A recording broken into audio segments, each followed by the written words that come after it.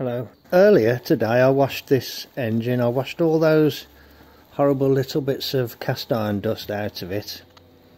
I've put the pressure washer through all the oil holes.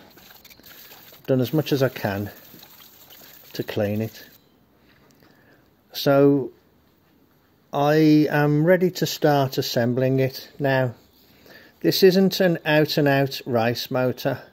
It's got a very light porting job that I did when I did it before. There's tons more I could do to it, but I'm just putting it together with 8BA rods, big pistons, and I'm just going to put it together and hopefully it will be a reliable runner. I'm going to do what I normally do, which is to put the cam and valves in first. I washed it earlier and oiled the bores and any other metal surfaces.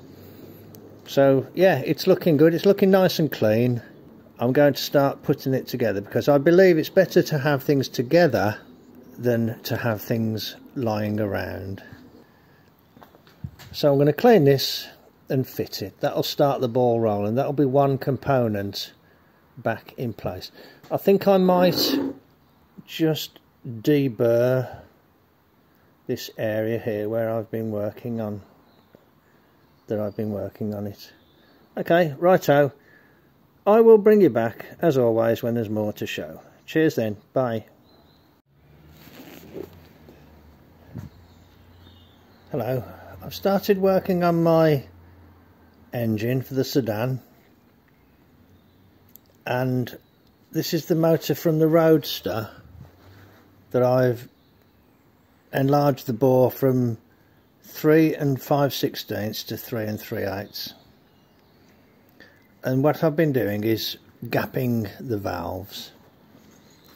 Now I'm using a different technique on this motor than I've used before, and I've done all of them except these two inlets here, so I thought before I finish I will show you roughly how I've been doing it. I'm not an expert engine builder, and like I've tried to say before, but I've found some things that kind of work for me. So if anybody, is even less experienced than me, it might be useful. Some experts will do far more exotic things than I'm prepared to do. So this one here needs gapping. So I've got a guide in there, and I've got the valve there, and I've got the lifter there. So what I've been doing, there's the valve. Now I'm turning the cam to the right. Okay, and that's just started to lift there. Okay, so now I'll turn it to the left. Okay, until it starts to lift there. So it was down here, and I've gone around there to there. So what I'm going to do now is turn it to halfway there. That means that the lifter is on the back of the cam. There's no other valves in place, there's no springs in place, so everything's easy to turn. All the inlets are set at 10 thou. This is a 10 thou feeler. That's a 10 thou feeler. I'm pressing on the valve and I'm going in with my feeler. I can't get the feeler in. So look, I can rotate the valve. In other words, it's sitting on the lifter, isn't it? Okay. So I slip the valve out like that. And with my fingernails, I'll just lift the lifter out. So there's the lifter. So here's the lifter. I've got a screwdriver through the slots. There's a spanner. So I'm going to give it like about almost a quarter turn. About that much of a turn. What I'll do, I'll put it back in. So that's back in. The guide is back in, the valve's back in. Okay. Now I can't turn it, right? So that means that there's a gap. So let's measure the gap. Well, not measure the gap, let's just see if a 10 thou will go.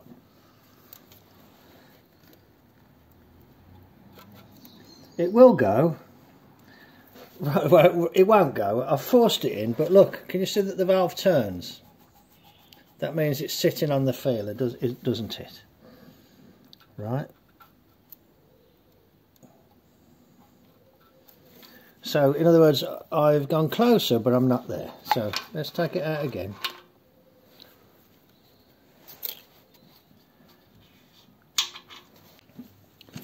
So I'll just do that again, but not as much.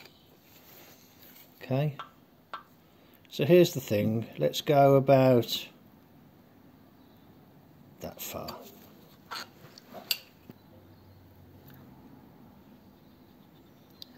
The 10th thou feeler goes,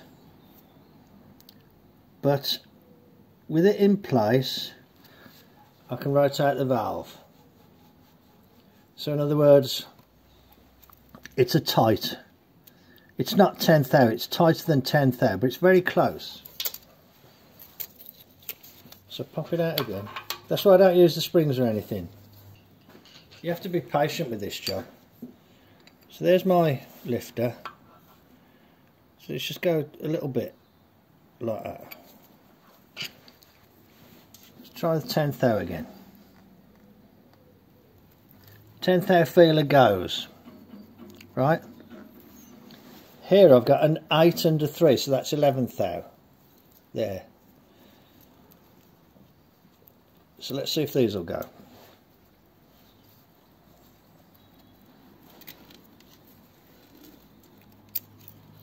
A little bit awkward. Well, they go, and the valve rotates. In other words, they are holding the valve off the seat.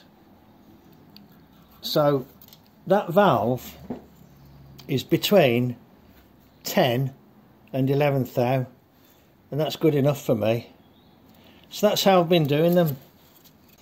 They all were similar. Sometimes I'd do it about 4 times, 5 times. One of them, it was actually okay right from the word go. I didn't even have to adjust it. But the exhausts I've had to adjust a fair old bit, because I did cut the seats. The inlets, I only licked the seats up, so I've had to adjust the inlets less than I've had to adjust the exhausts. So this one is okay now. So what I'll do, I'll take it out and put it back in its bag with the matched lifter and the matched valve, and then I will reuse that when I do the next one, but the lifter and the valve can go back in the bag marked number 14, and this one will be number 15. So these will go back in the bag, and when I've done that one, they'll all come out the bag, have a little clean up, and then get fitted properly. I hope you found that interesting. I'll bring you back at the next stage. Cheers then, bye. Okay, I've just fitted all the inlet valves using this tyre lever. This isn't the one I normally use. This one's not as good as the one I normally use, but I couldn't find it. What I did, I just levered the end down with that. Hang on, let's find one that you can see. I just levered it down with that, and then wedged the thing in, but I needed more stroke to get it in properly, so I then went in with that end, pushed it down further, and I was able to, can't get that one out quite, but I was able to then take the clip, put the clip in completely. So I've done all the inlets using that. Got to do the exhausts now. Can you see the guide is a long way up? Look. So I'll move this round. Look, like that. So I can get on the guide and pull the guide down. See? Can you see up there? Because you see, if you're trying to pull it down from higher up, you're struggling against the spring.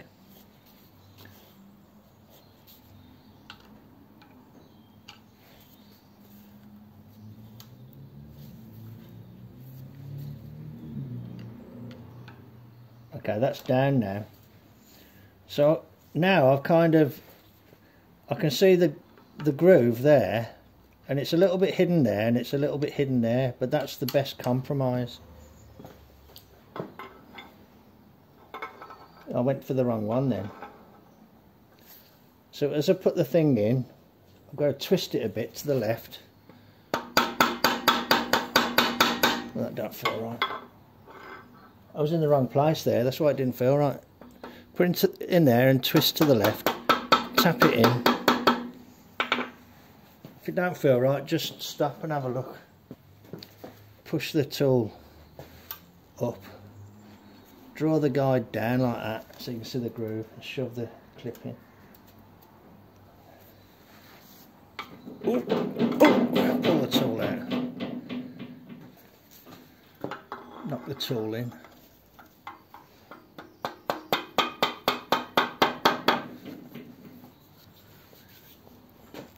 I'll do this left-handed. Slip it in there like that. Let it go. Make sure it's fully engaged up into the circular register above. Okay, good. 154.86372. When you push up on the lever like that, and then you relax and you have to put the thing in, that's when the whole engine stand tries to move like that, so you've got to make sure you've got the wheels locked. I put locks on these wheels and it was because of things like that.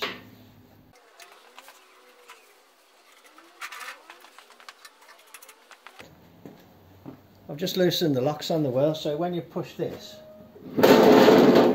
see, hopeless, you can't do it.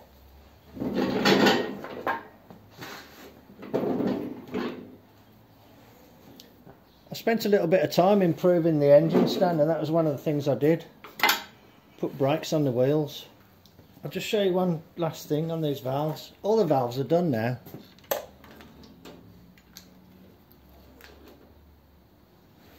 This here, it's just a piece of bent wire, but this is actually what they call the bail off the later iterations of the crab type of distributor that takes the rabbit's ears cap. It's that bail straightened out, and it's a handy tool for getting in there and hooking these out. You can get in there and grab them and hook them out like that. But any bit of 1/8 inch welding wire or something bent up, or even a bit of coat hanger wire, you could make one of them, couldn't you? All 16 valves are now in place with the with all the keepers in, and it's good to oops kick the tripod. It's good to do a sanity check and go along one by one and make sure that the keepers are in place properly, because it's possible to fit the keeper between the spring and the guide if you're not careful. And I bought an engine that had happened.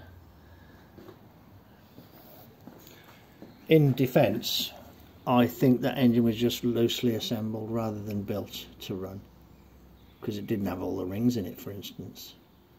Just checking. No, hang on a sec. Yeah, that end one, just checking. Yeah, it is fitted correctly. Yeah, it was so far up the thing that it was hard to see. Would like to see. Yeah, it is okay. I can see it now. That one's all right, isn't it? Okay. Yeah, that's okay. That's okay. That's okay. Yeah, sanity check. Righto. That's good then. To be honest, the valves take as long as anything else, or if not longer, you know. It's one of the most time-consuming parts of the job. Okay, righto. I'll bring you back when there's more to show. Cheers then. Bye. Hello, welcome back to the garage. I'm finalising the valve settings on the French flatty. I did that round where I did an initial setting, and got them to what I thought would actually be okay. Now I've fitted them, I'm doing another round, and it's a good job because a couple of them were a bit out. I think I might not have had the cam, you know, I might have had it slightly on the ramp or something like that. So I've had to make adjustments on two of them. I went round and checked the inlets first, and I did those by popping the valves out because it's easy. With the exhausts, I've been doing them in situ, and I found this little spanner. It's a sort of cheaper that you kind of get in a tool set in, you know, in the boot of a car. But the good thing about it, it's slim, and it's got this raised area around the jaws there, and it's actually just the right shape for you know, getting onto the tappet nut. The good thing about doing it in two stages is, first of all, it's very easy to do it by the method I've already shown.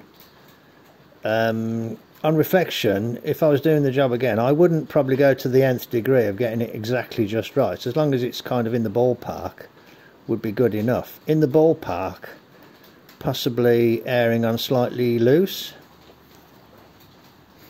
you know, a thou loose or two thou loose, and then fit them. So I've gone all around, and I've been doing it by going round the firing order, and I've actually just set number 7 there.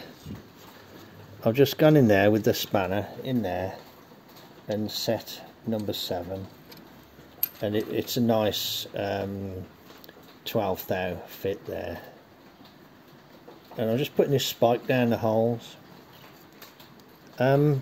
So I just need to do number 2. So what I'm going to do is I'm going to move this 45 degrees.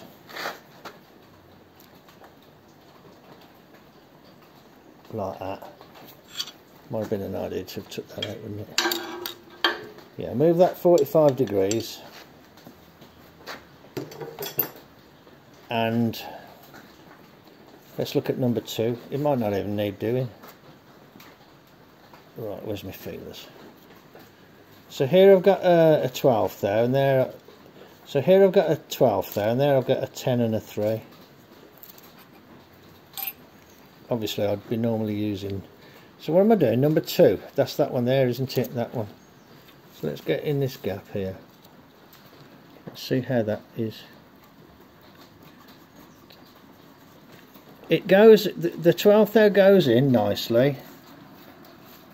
The question is it too loose? Well, this will tell me, because if this goes in, I need to tighten it up a bit, don't I? Tighten up the gap, which would mean unscrewing the bolt. If this goes in freely, it's a little, yeah, the 13th thou has just gone in. So I need to undo that screw a little bit to tighten up the gap. So hang on then, and I'll get set up. So there's number 2 exhaust there. So let's just do this very simply, hopefully. So 12th thou goes in easily, 13th thou goes in easily. That's in line with the hole.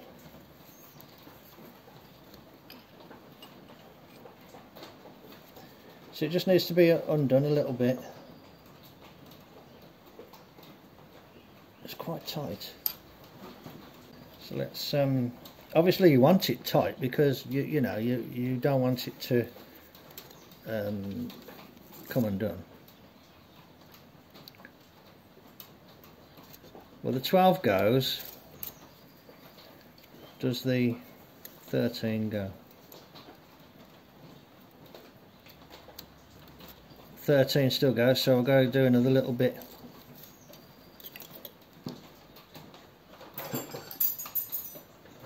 What I could do with is something like this, but a bit longer, you know, with a bit more leverage.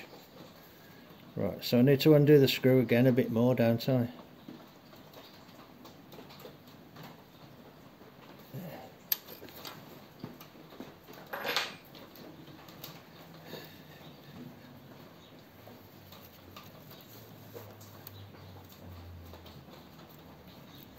Okay, 12 goes.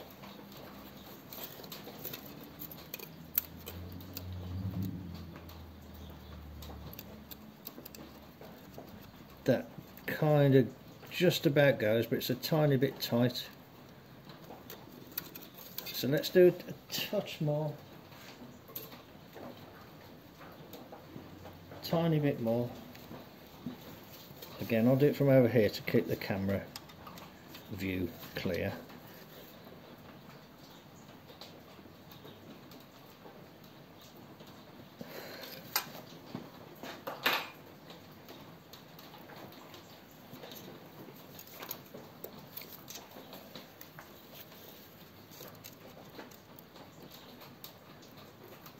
Twelve goes.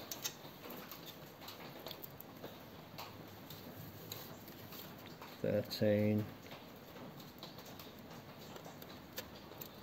Again, just about goes, but is actually quite tight. I don't know where to leave it. That I'll do one more tiny bit. Let's just do one more tiny bit just for the sake of it. It's the last one.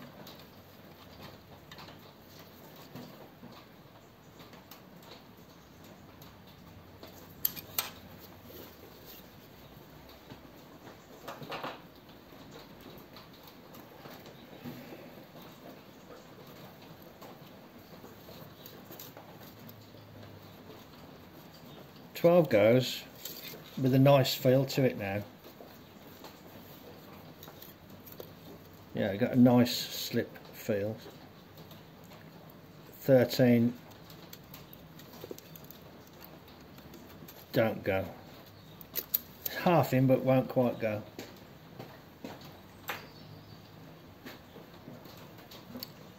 So now I've gone all the way around the firing order. That's number 2 there. That's the last thing in the firing order. So as a sanity check, if I go another 45 degrees on the cam,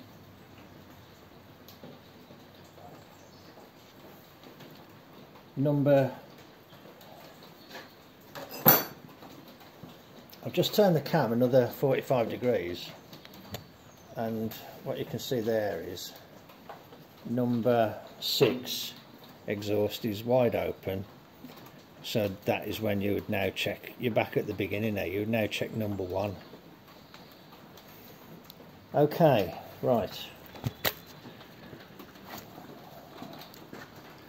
So it's took me a little while,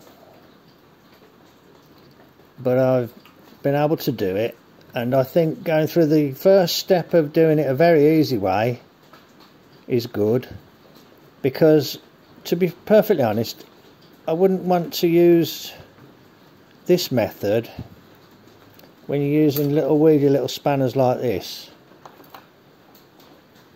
to do it if you're having to cope with big adjustments.